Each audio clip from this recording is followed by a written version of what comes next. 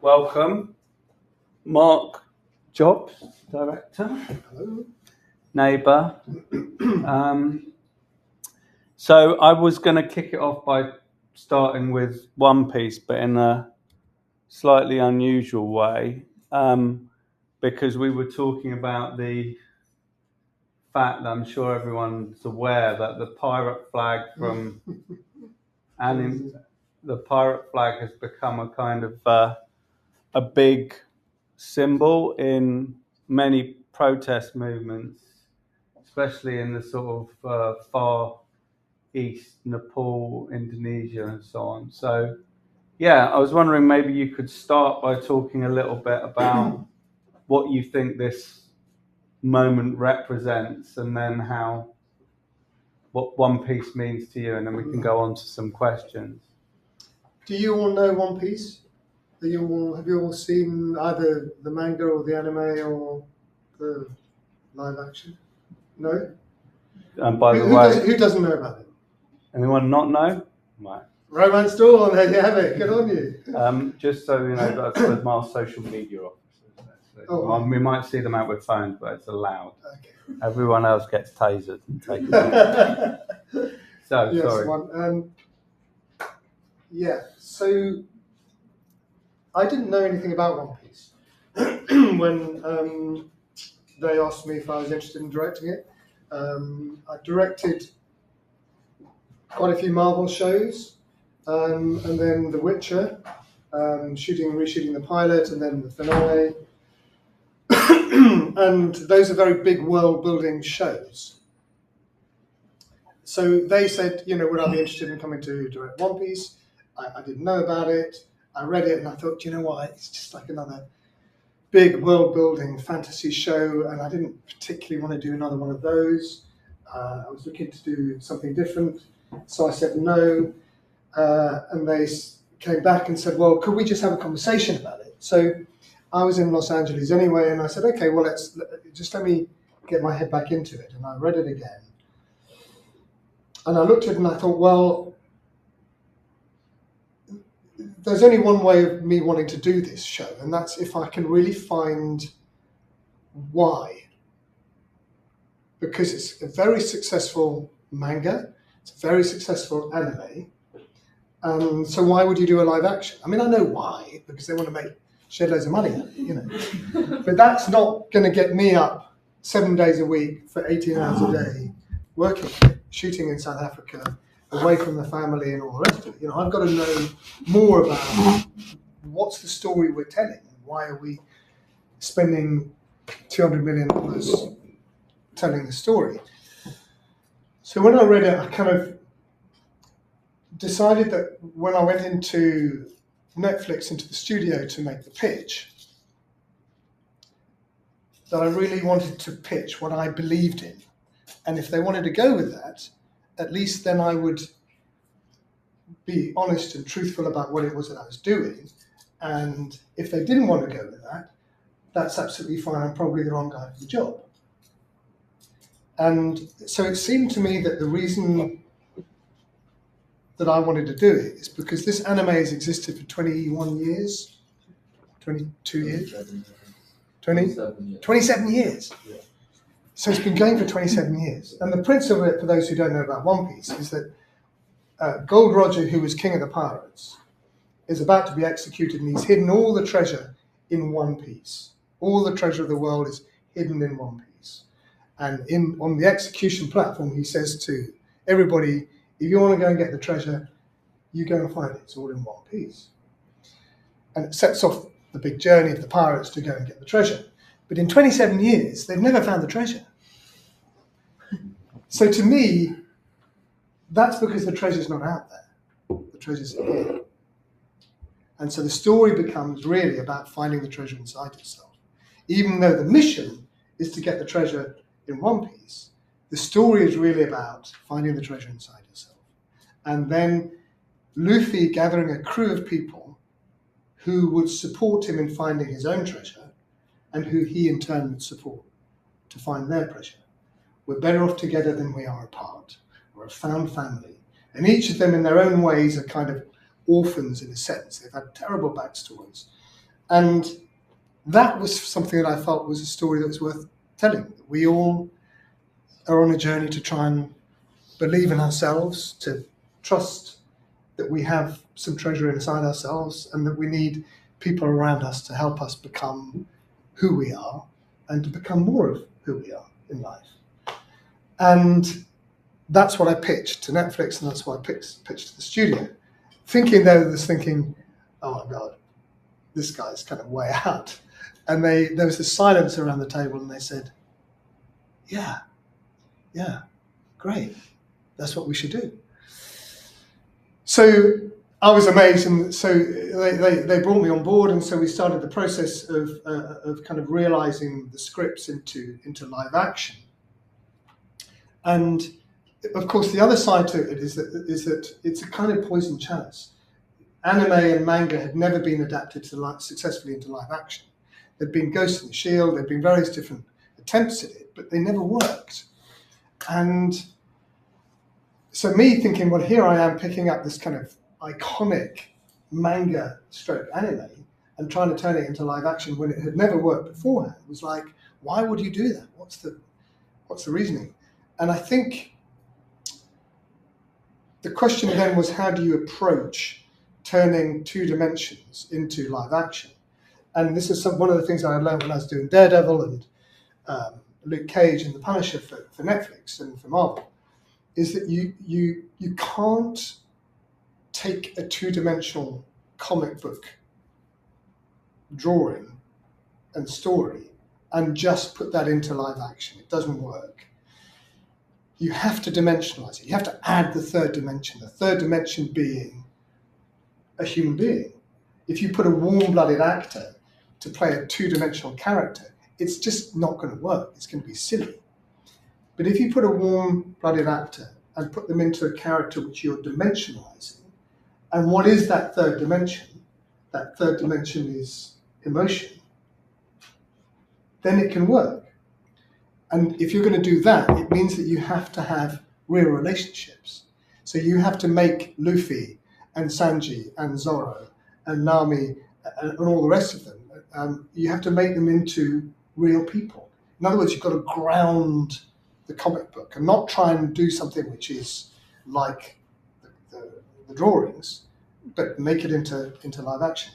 And this is where we started to come into some really interesting conversations with Japan, because Japan has a very different film tradition. If you watch Japanese films, they are very emotionless. They take out the emotion, and that's what they're used to watching. And so there was a lot of conversations that we were having with Japan about how we make a show that was costing so much money, that had to work for the East, where it originates from, but also has to work for the West, because otherwise we weren't going to make our money back. And the West is used to having emotional stories, real 3-dimensional relationships. So there was a lot of conversations about how we can make that work. And because I'd had the experience of working on all the Marvel shows and then bringing The Witcher to life, I had some agency to be able to persuade them to say, we need to do this in this way. And so the flag, the sort of subversion that flag has is about being who you are and allowing people to be what they are, allowing people to express themselves in the world. And so the flag becomes a flag of individuality, independence, brotherhood, sisterhood, family, and all the rest of it, as opposed to what, in One Piece, the adversary is the military. They want you to conform. They want you to march to the same step. They want you to be wearing the same clothes. They want you to be obedient to the same master. And Luffy was the antithesis of that. He was saying, no, I'll do what the fuck I want. And I'm going to gather people around me. I'm not going to dance to your tune. And of course, in episode 1 and season 1, Kobe represents the tension between a character who wants to be part of that military and believes that the military can be there for good, to bring order out of chaos, and discovering that actually that's not what the military was about. The military was about obedience. So the bigger picture for me was, this is a story which is really about our time, actually. You know, what's going on in America at the moment, what's going on in the world with the sort of populism in politics, and these radical kids who just want to be pirates of the seas, go on great adventures, but also support each other in their differences as well. That's really key, isn't it? And one of the reasons why we were very keen to cast Kobe as I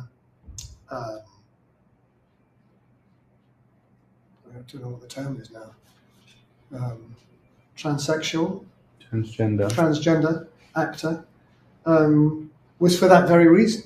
You know, be who you are. Morgan was transitioning, or had transitioned, and that was a very important story. We wanted to bring, you know, if we were telling a story like this, it was really important that we lived it out within how we cast, of all kinds, or colours, or sexualities, or genders, or belief systems, and also within our crew, that we were an equal crew that had inclusivity. All that inclusivity, yeah. Mm.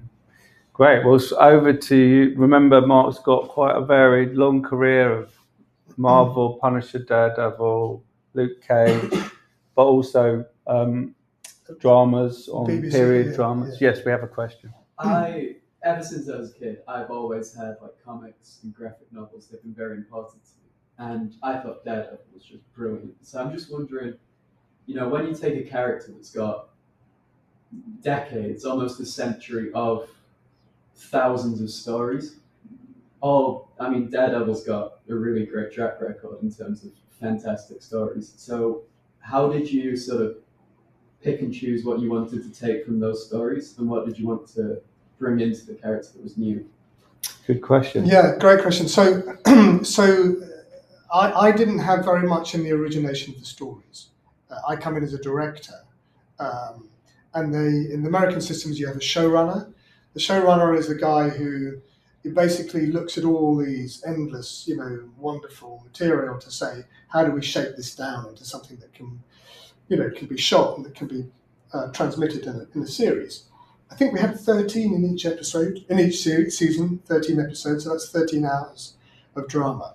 That's a lot. It's a huge amount, you know. And there were times, I think, where we were kind of a bit thin on some of the storytelling. So they are the people who do the heavy lifting work of, you know, saying, well, we're going to tell this story, we're not going to tell this story. Primarily, we were looking to try to create an arc of storyline that had some cohesion to it, and that resonated some kind of truth. That's sort of the principle of it. So, for example, when I came into Daredevil, I came into season 2 and introduced the Punisher into it. So the episode I did was the one on the rooftops of Manhattan, where the Punisher comes and chains him to the chimney. And then we have that kind of big famous kind of one-shot action sequence down the stairwell and all the rest of it. And it's the same principle as what I was talking about with One Piece. You know, you come into an episode like this, there was a lot of anxiety about it in Marvel Studios and Netflix, because there was a lot of talking between the Punisher and Daredevil, and they were saying, oh, it's a bit theatrical, and how is that going to translate into the screen, and all the rest of it. And I'm thinking, because I come from theatre, it's like a play. So what we have to do is we have to understand. Hello, mate. You just cost 20 grand. Bit more than that, yeah, 50 grand. You have to understand. You have to say, well, what's the story? And on this one, the Punisher, I don't know, do you know the character of the Punisher? He's basically an army guy who comes back from Iraq and Afghanistan, doesn't find his place in the world, finds his family killed, and he just believes in revenge. Daredevil believes in redemption. He's a Catholic. He has a kind of church background. And so what the episode became was a battle between revenge. Do we believe in revenge, the Punisher, or do we believe in redemption, Daredevil? And so that is how I directed that whole episode. So yes, when the Punisher's talking about, yeah, these people do that, you put them in jail, you spend all this money on them, and all they do is they come out and they kill again. So what's the point? Kill them, bang, revenge. And Daredevil's saying, yeah, but on the other hand, everybody's got to have another chance. Not everybody starts equally in life, you know. Don't we need to kind of, you know, learn from our mistakes? That's the whole principle of redemption.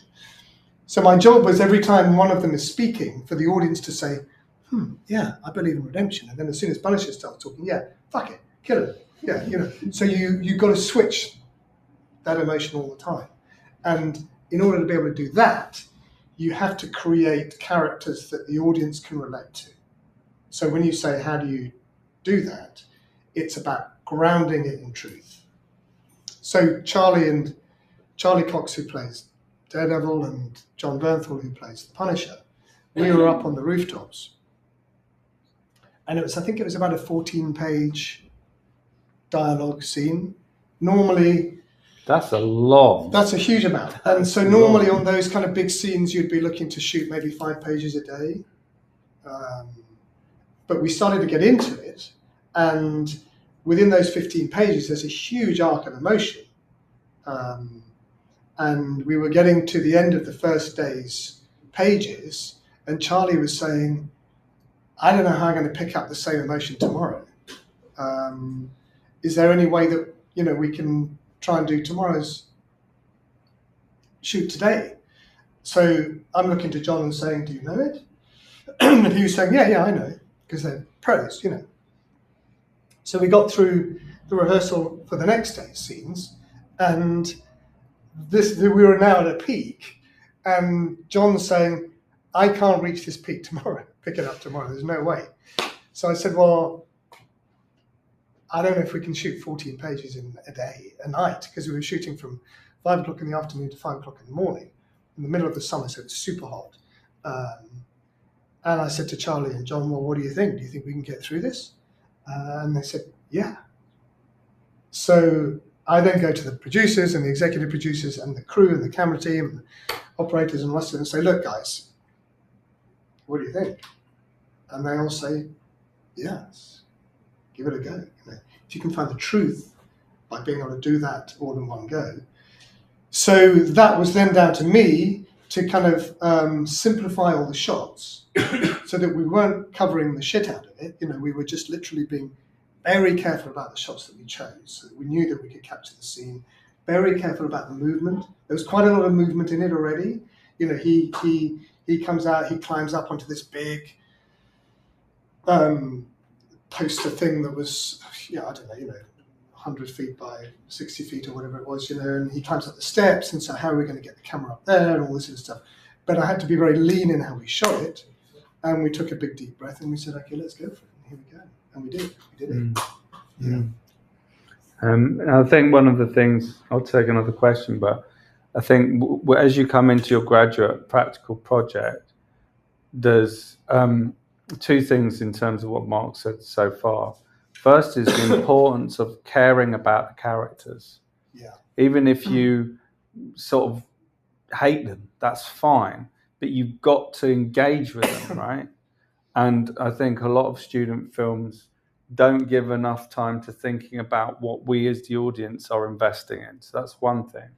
The other thing is length, right? Always be short and brief. You don't need to extend it. But to that point about character, on One Piece, it's a huge, big world-building story. On the Marvel shows, New York is a huge character in the stories. On Witcher, we were shooting in Hungary. The landscapes and all that's huge, and the sets and all the rest of it, and the monsters and all that. One of the things on One Piece is that if you can spend weeks sitting around a table discussing sets, locations, the world, what's it going to look like, the colours and all this sort of stuff, But my view, and this is the view that we drove through when we set up One Piece, is the audience don't fall in love with the world. They don't fall in love with sets. They fall in love with people. We know how to do world building. We've got people coming from theatre, I think, because they've had to walk over from another building. That's all right. It's a long way from theatre. Hi there. So if you're not careful in the things that we do to extrapolate, we can spend too long thinking about the shots, or the lenses, or the light, or the location, or the sets, or the costumes, and all that, and we forget about the character, forget about the actor. And actually, at the end of the day, it doesn't matter how great the set is. If you don't have a truthful performance from your actor in the centre of your frame, it's not going to work. Mm. And the other thing, just before we take questions, Marc often talks about a true north. I really understand it. And that in the true north of One Piece is that this is a group of disparate individuals who are better together. So I think you used an image of Wizard of Oz. The Wizard of Oz, yeah. So in order to, they were spending, $150, $200 million on this. So I did so many presentations to Netflix and the studio about how I wanted to look, and mood boards and storyboards, and trying to convey the vision that I had for this show. And they were sort of saying, we're close, and could you just do another presentation this time for the And then finally, I pulled out an image of the Wizard of Oz, and I put that up on the screen, and I said, we're better off together than we are apart. And the Netflix execs, there was this moment of, the penny dropping moment. Yes, that's what it is. And the Wizard of the Oz became the true north. That sense of why we're telling this story. Mm. And when you have that as a team, as a crew, my job is to hold the tiller of the boat to our true north. Now, if I don't know what my true north is, I don't know where I'm steering the boat. I might have an idea. But what happens when you're shooting very big shows is the wind blows, and very quickly your boat can be blown off track. Yeah. But if we've identified the true north, if we know it's about we're better off together than we are apart, the treasure's inside, I can say, guys, it's beautiful over there, but that's not our true north. Our true north is over here. Bring the tiller back, re-steer the boat. And think also in your presentations to your tutors, think about what that true north is in your project. Because if you don't have a clear sense of that, then it all becomes very sort of disparate and messy. The minute you know, so I'm doing a short film about a men's group, and our true north is when men act strong, they make themselves weak, and when they're vulnerable, they're strong. Right. And that is whatever else is happening. Right. It's about that process. And then you can offer up that template to every scene that you're doing. So you're saying, this scene here, how does that relate to my true north?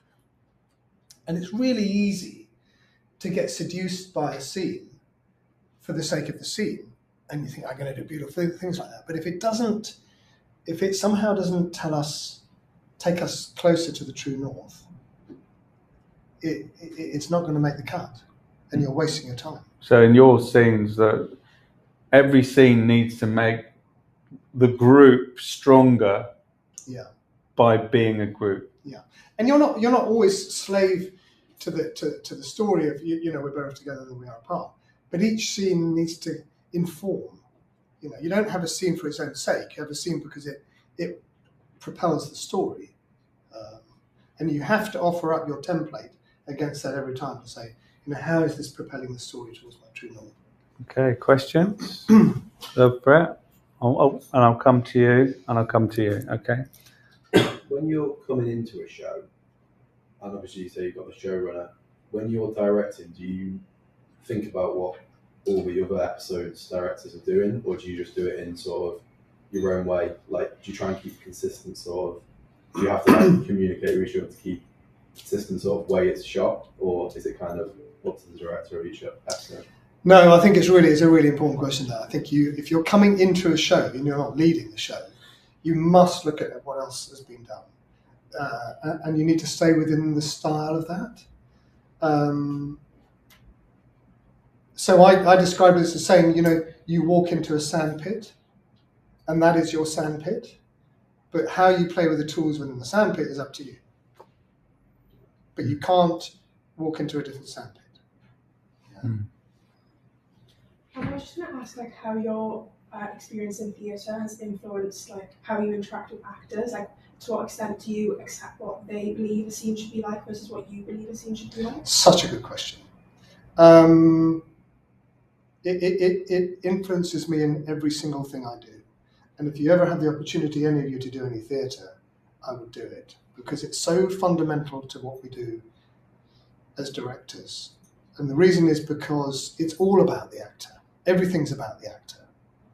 All the cameras, all the lenses, all the lights, all the equipment, all the cranes, all the dollies, all that. It's not about that. It's about the actor. And as I say, if you don't have a performance that you believe in on the centre of your frame, it's not going to work. It doesn't matter how brilliant it's lit or what your locations are. So what theatre teaches you is you only have the actor. All you have is a wide shot. That's all you have. So your work with the actor is all about intimate relationship, intimate conversations with the actor, trust, safety, an ability to share, to be vulnerable, both as director and as actor, to discover. And it's a very simple question. Do we dare more when we're afraid, or do we dare more when we feel confident? Mm-hmm. So your job as a director, in theatre in particular, but also then with more difficulties on a film set, is to create a safe space where the actor will come in and in the end give more than they ever thought they would dare to, because they feel safe. Mm. So when you're working in a film crew, on one piece we had 1,400 crew of 1,400. It was huge, massive crane. £200,000 an hour, right? Yeah, £200,000 an hour. And so if you're 15 minutes late on set, what's that? 50 grand. Not to point fingers. No. But as a director, you can feel the ticking clock. I have a first assistant director who I work with who never tells me the time. A lot of firsts will always be telling you, you said you wanted an hour and a half on the scene, we're already an hour in, you're going to get it in an hour. He will never tell me the time. That's his job, to manage the time. He'll say, how's it going? Hey, do you think you're going to make it? All that sort of stuff. But you have to take the time and the space for your actor. Because the moment, if you can imagine, and you've got your immediate crew is say, on a big show like One Piece is, 200 on the actual set. If you can imagine you're being an actor and you're coming through 200 people onto the set, which is kind of like a gladiatorial ring, it feels like, and then you're being asked to be emotional and truthful, you're going to be quite protected because there are all these eyes watching you. Well, it's Christian Bale. I mean, I looked into that, and the DOP was moving around on set whilst he was acting, and I was when I heard the rant, it was like, oh my God, he's lost his shit. The minute you hear that he's in the middle of a performance and somebody's moving around on set, you're like, that is totally fair enough, what he did. He loses his rag on it. I had a scene when I was doing One Piece, and bearing in mind that, so this was in Buggy the Clown, which is episode 2. And Buggy the Clown, the actor who played Buggy the Clown is, a wonderful actor.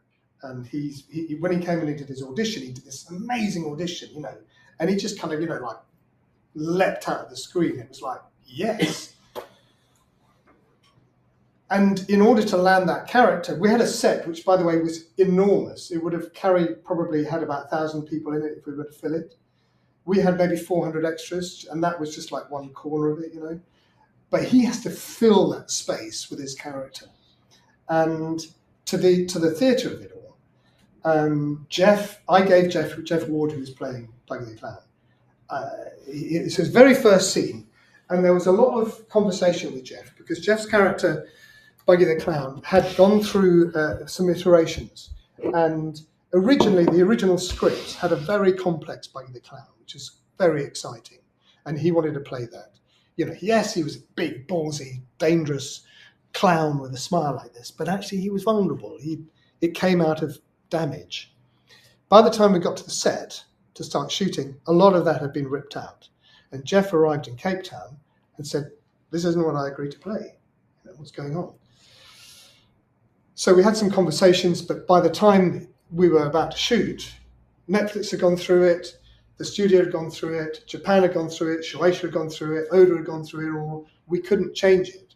So Jeff and I locked ourselves together and we started to find the nuance in the spaces of the lines. But we had to find that. So on the very first scene, Jeff comes onto this big tent and he's got to own the floor. So I just said to Jeff, look, don't worry about the script. Just do it. Just come on there and fucking roar. Do whatever you need to do, you know. And so he came on and he did it. And he was all over the shop with the script, you know, and all the other actors were saying, well, is that my line now? I don't know where I am in the script over here. Didn't matter. You know, we weren't shooting. It was a rehearsal. And then what happened is I was then cornered by some of the people higher up saying, what the fuck's going on? You know, this isn't what we've written. And I'm saying, no, it's, you know, it's rehearsal. And there was a lot of concern about saying, but, you know, we've written this scene, you know, and he's not on the scene. I said, well, no, but he's got to find his character. He's got to own this space, you know, rehearsal, theatre. I want him to say every single word in the order in which I've written those words, every full stop, every comma, every capital letter. That's your job. That's what you've got to do. And I'm saying, yeah, but if I do that, if I say that to him now, you will shut him down. And I promise you, what will happen for the rest of this episode is he'll say, so where do you want me now? What do you want me to do? You want me to go over there? Say my lines over here? Is that what you want? You happy? That's what we get. Because I know actors, I've worked with actors a lot, you know. So I was saying, I might get all your words in the right order with the right full stops and commas and all the rest of it, but you won't have a performance. My job is also here to deliver your script, but also to deliver a performance. Theatre. That's all about theatre. I know that I can then say to Jeff, you know, when you said that line which wasn't quite on the script there, let's just try it with the line that's on the script. Should we just give it a go? And he gives it a go. How's that working for you? Great. It works. Fantastic. And so gradually, bit by bit, you get back to the original script. But what you've done is you've given him space to find his character, to be who he needs to be, to own it. And then gradually you can shake it back down to the script that's there. But I understand that process because I've worked in theatre and understand theatre. But the other people were just anxious that their script wasn't going to be as they'd written it. We got another question there. That's actually going to be my question. All right, okay, so we could take another question. Go on. Hi, I was just wondering on your experience with working on Hannibal, what your kind of like north point, as you described it, was, because you came in like season 3. Yeah. And the sandbox, as you describe it, Yeah. it's pretty unique with Hannibal. Right. So I'm Yeah. wondering what your perspective was like working Yeah. with Brian Fuller and things like Yeah. Can I just say that's a great question, and it's a very well researched question. Yes, it is. It really Well is. done, well done. Are you a Hannibal fan? that. Yeah. Yeah, it's amazing, isn't it? There you go. That was my very first American show. So what happened is that I was shooting The Musketeers in Prague. I got a phone call from an American agent saying we'd be interested in representing you. So I said, okay, great, you know, shall we meet? And they said, no, I don't think we need to meet. And I'm saying, well, I'd like to meet. So I took a flight out to Los Angeles, and in the car on the way down to the airport, Heathrow, I had a phone call from a producer that I worked with and done I don't know 5 films for, saying, look, I'm a guy called Steve Lightfoot, who you might know. Steve said, you know, would I be interested in coming in and shooting an episode of Hannibal? And I said, yeah. I hadn't seen it. And Show me the money. well, no, it was just kind of like, okay, fine. Hannibal sounds great. Sounds weird. It's not really very me, but I trust Steve, you know. And Steve said, yeah, but Brian's going to have to look at your work before you. So when you arrive in Los Angeles, you might need to go and meet Brian. flew out, bucket class, you know, and I landed, switched my phone on, message from Brian saying, I've seen your work, it's great, lovely, can you get on the next flight out to Toronto to shoot Hannibal? So I said, well, can I just meet these agents before that happens? So he said, yeah, that's fine. So I met the agents, you know, all that. Well, the next thing is this big, bloody great black Daimler or whatever it was, picking me up, flying me first class over Toronto, you know, to shoot Hannibal. And had you seen any of it by this point? No, I hadn't seen any. All I knew is it was Mads Mikkelsen, it was Lawrence Fishburne, Gillian Anderson, which is a fairly nice cast, you know. And so then I had to kind of mainline it. You know, I got into my hotel room and mainlined Hannibal, which is really dark. I mean, it's really dark. So I was watching, you know, 2 episodes of Hannibal and 4 episodes of Friends, just to kind of lighten the room, and loads of classical music, and then meeting Brian, and Brian is a incredible talent, but he's very hard taskmaster, and nothing you ever do feels like it's good enough. And this was my first American show, and he said, you know, this sequence over here, I would like it to be like, you know, the David Fincher Madonna video that he shot for 25 million, you know, and I had a day in which to shoot the sequence, you know. So I remember saying to Steve, you know, I don't know that I'm the right director. I think Brian wants a, you know, commercials director, and I'm a character director, you know, I direct people and all that. And Steve said, yeah, no, you'll be fine, you know. But the truth is, it's got such a particular sensibility about it. It's very dark, it's very cinematic, it's very moody. I mean, it was dark on set. You know, I couldn't. You actually had to have a torch to get on set. It was such low light. Yeah. We were right on the end of it. But what was the true north, though? The true north of Hannibal. I don't know that I applied a true north to it. I just wanted to get through it. What's the core of that story then? So the core of the story that I did at the end of season, what season did I do? Season 3. At the end of season 2, Hannibal had just basically slaughtered everybody. Yeah. All the leads. Everybody was just like, you know, massacre, bleeding out, and it was kind of horror, and it left at that point. Season 3 began with the first 2 episodes in Italy, with Hannibal in Italy riding around on a motorbike, and like nothing had happened. And then my episode came, and it was like, do you remember what happened at the end of season 2? Well, here was the fallout. So I was then left to clear up all the stories that had happened with all these people who'd been slaughtered, and, you know, Mason, what's his name, chewed off his face and all that. So my true north, in a sense, was how Hannibal had wreaked this havoc, and yet still people were loyal to him. How is it we know that we can be slapped around the face by somebody and still want their love? That was my true north. Very good. All right, we've got